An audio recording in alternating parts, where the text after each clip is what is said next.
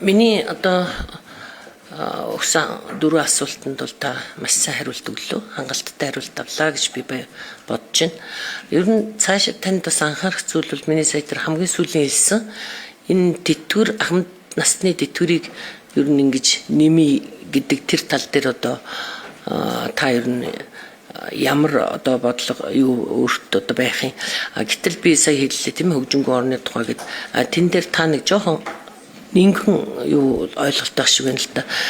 Ер нь нийгмийн аливаа тэр одоо улс орнуудын хөгжингөө орнуудын улс орны нийгмийн үйлчилгээний салбаруудад ихэнх хүмүүсээ ажиллуулад байгаа юм л да. Тэгээд тэр туршлага нь бол маш сайн хэрэгжээд яваад байгаа.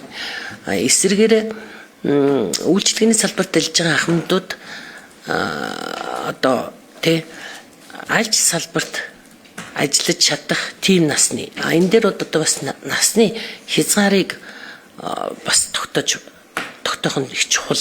Би зүгээр дээр нэг яриад ихсэн чи яг зарим хүмүүст нь бол их сайн хүрээд заримд нь бол таалагдахгүй л ах шивс.